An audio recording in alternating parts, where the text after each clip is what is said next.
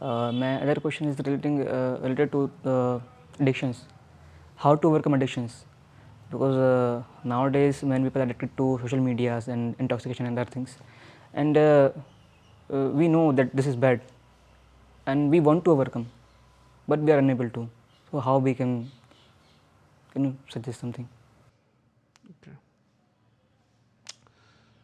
Good question.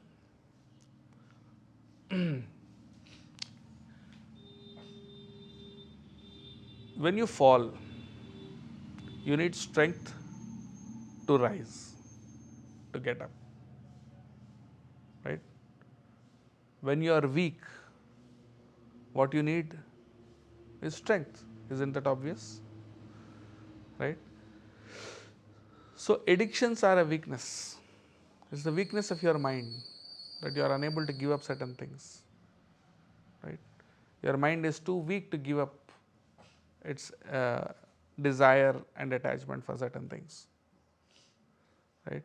So, what you need is strength, spiritual strength.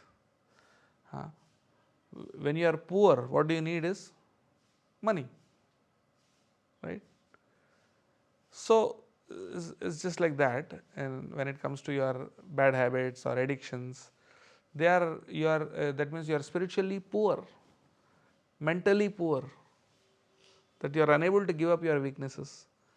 You know, you are not strong enough, you are weak. So, what you need is simple: strength, wealth, spiritual strength. When you have sufficient money, you don't worry about how I'm going to get my next meal, right? You have enough money, you don't have to worry about the basic necessities of life.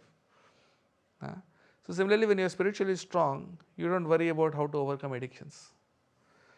It's a sign of poverty, spiritual poverty. So what you need is to develop spiritual wealth, develop spiritual strength. So you should have opulence. That means you should have enough strength not only to overcome your addictions, but to do something very good and positive in life. Right? So when you have riches, you can't be poor. Right?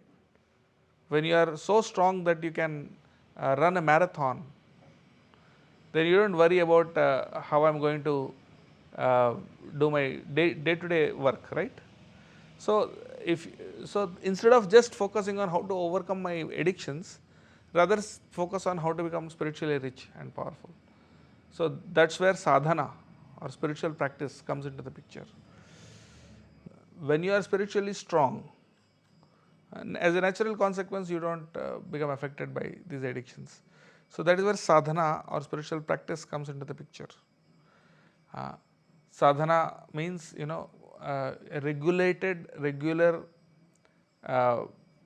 focus on some spiritual practice. Like in our tradition, we chant the names of God, the Harekrishna Maha Mantra. So when we chant this mantra, when we chant the names of God, when we read books like Srila Prabhupada's books, Bhagavad Gita and other scriptures, right? When we associate with saintly persons and hear from them, what we are basically doing is sadhana. We are getting spiritual strength. When you are weak, you need to eat, you need to have good nutrition to gain that strength, right? So similarly, our sadhana is our spiritual protein.